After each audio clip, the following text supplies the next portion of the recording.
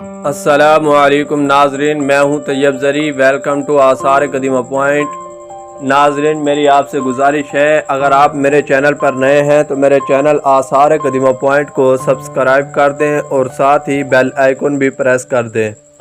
ناظرین، کہا جاتا ہے کہ ایک مسافر پہلے بغداد اور پھر ہارون رشید کے دربار میں آیا تھا۔ اس نے خلیفہ کے سامنے وزیروں اور حکیموں سے چند سوالات کیے، لیکن کوئی بھی صحیح جواب نہ دے سکا۔ خلیفہ ہارون رشید غصے میں آ گیا اور اپنے علمی درباریوں اور وزیروں سے کہا کہ اگر تم لوگ اس شخص کے سوالات کے جوابات نہ دے سکے تو میں تمہارا سارا مال اور جائیداد اس مسافر کو دے دوں گا۔ وہاں موجود لوگ جوابات دینے کے لیے 24 گھنٹے یعنی ایک دن کا وقت چاہتے تھے، جو خلیفہ ہارون رشید نے انہیں دیا۔ ان لوگوں میں سے ایک نے کہا، میرا خیال ہے کہ ہمیں بہلول دانا کو تلاش کرنا چاہیے۔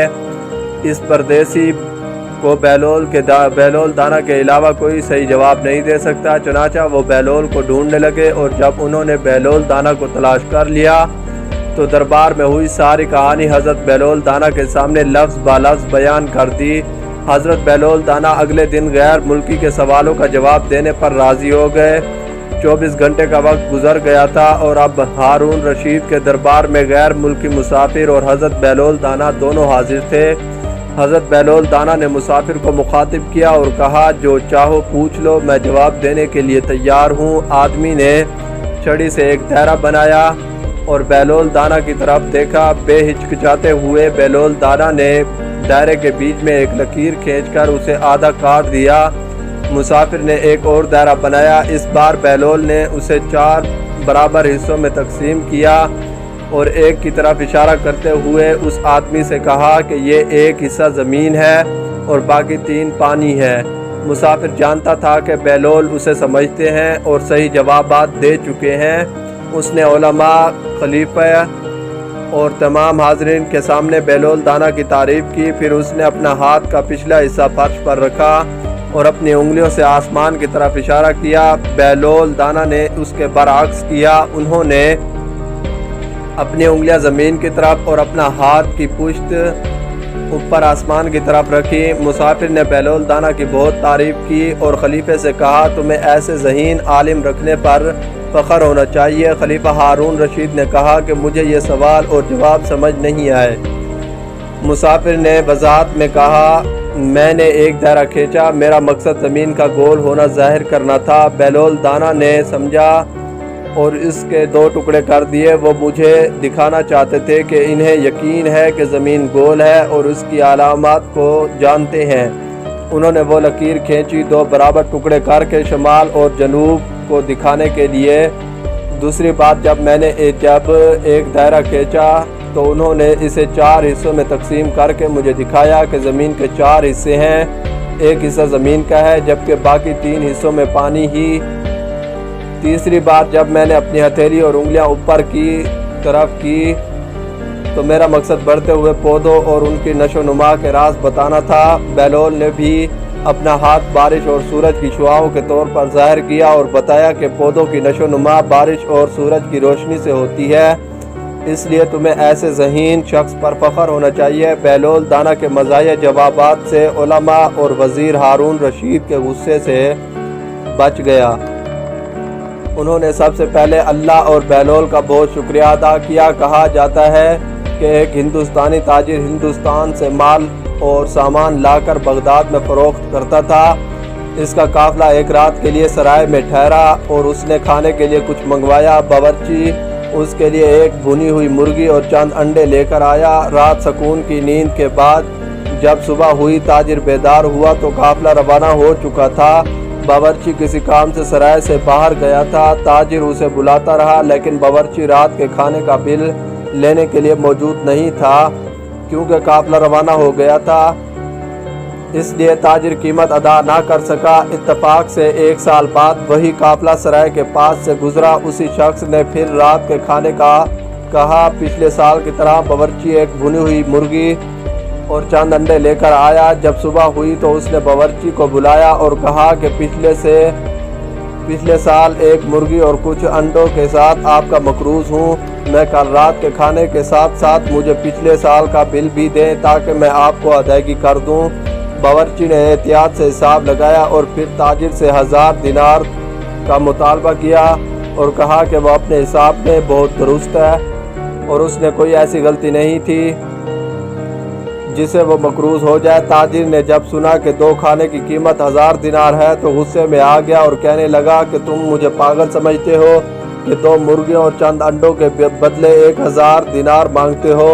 باورچی نے اخلاقیات سے جواب دیا کہ یہ بیان انصاف سے بالاتر ہے، آپ کے جواب سے انصاف قائم نہیں ہوتا۔ تاجر نے کہا کہ میں آپ کا شکر گزار ہوں، لیکن مجھے بتاؤ کہ 1000 دینار کی قیمت کیسے ہے اور میں یہ رقم کیوں ادا کروں؟ باورچی نے کہا ایک لمحے کے لیے غور سے سوچو، میں جس قیمت کا مطالبہ کر رہا ہوں اس سے پچھلے سال کے حوالے سے ہے جب آپ نے یہاں ایک مرغی اور 6 انڈے کھائے تھے۔ اگر وہ مرغی زندہ ہوتی تو میں وہ انڈے مرغی کے نیچے رکھ دیتا، ان کے بچے نکل گئے ہوتے اور چوزے باہر آ چکے ہوتے، پھر ان سے میں ہر ایک چوزے کی تعداد میں سے انڈے ہوتے اور ان انڈوں میں سے مزید بچے بھی نکلتے، اس لیے اب تک میں ہزاروں مرغیوں اور انڈوں کا مالک ہو گیا ہوتا۔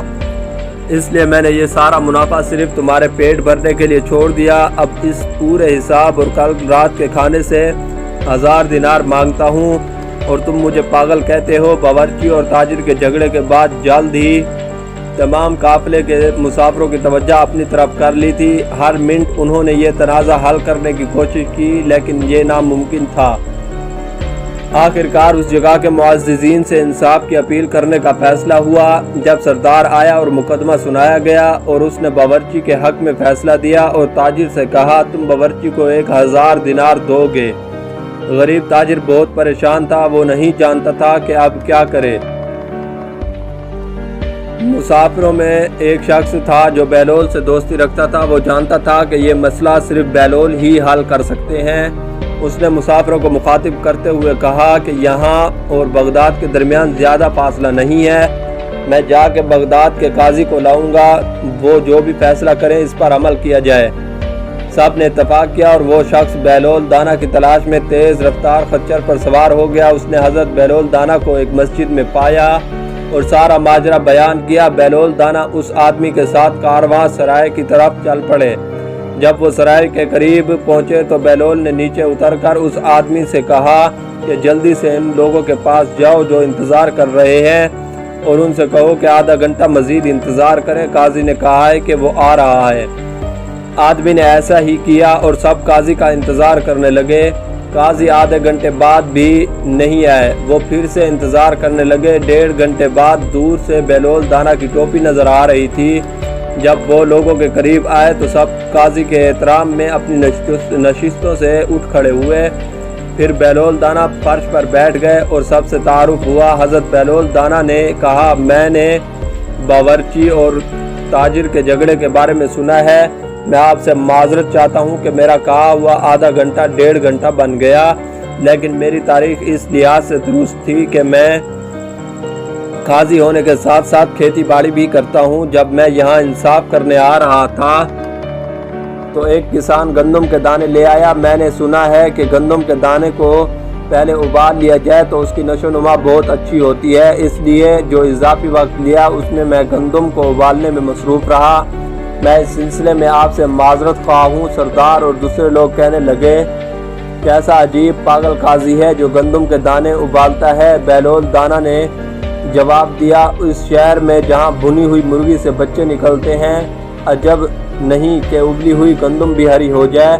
بہلول خاموش، جواب پر سب حیران رہ گئے۔ لوگوں نے باورچی کو مخاطب کیا اس قاضی نے صحیح فیصلہ کیا، بھنی ہوئی مرغی سے بچے نہیں نکلتے۔ اس طرح لوگوں نے باورچی کو 2 وقت کے کھانے کے بدلے تھوڑی سی رقم دی جو تاجر نے کھایا تھا۔ اس طرح دونوں نے صلح کر لی تھی۔ ایک دن بہلول دانا عوامی حمام میں گئے لیکن وہاں کے نوکروں نے لاپرواہی سے کام لیا اور تسلی سے ان کی مالش نہیں کی تھی۔ اس سلسلے میں جب باہر آئے تو بہلول نے حمام کے مالک کو اپنے پاس موجود تمام 10 دینار دے دیے۔ نوکر جب ان کی سخاوت دیکھی تو وہ شرمندہ ہوئے کہ ہم اتنی لاپرواہی کیوں کی تھی۔ اگلے ہفتے بہلول دانا پھر گرم حمام میں گئے۔ اس بار تمام نوکروں نے انہیں انتہائی عزت و احترام کے ساتھ غسل دیا اور بڑے دل کا مظاہرہ کیا، لیکن اس ساری محنت اور کوشش کے باوجود بہلول دانہ باہر نکلتے وقت حمام کے مالک کو صرف 1 دینار دیا۔ حمام کے کارکنوں نے غصے سے پوچھا، پچھلے ہفتے آپ کے اور آج کے رویے کی کیا وجہ ہے؟ بہلول دانہ نے جواب دیا، میں نے گزشتہ ہفتے آج کے غسل کی ادائیگی کی تھی جب میں نے 10 دینار دیے تھے، اور آج کا 1 دینار گزشتہ غسل کی ادائیگی تھی۔ ایسا میں نے اس لیے کیا تاکہ آپ لوگ اپنے گاہکوں کے ساتھ احترام سے پیش آئیں۔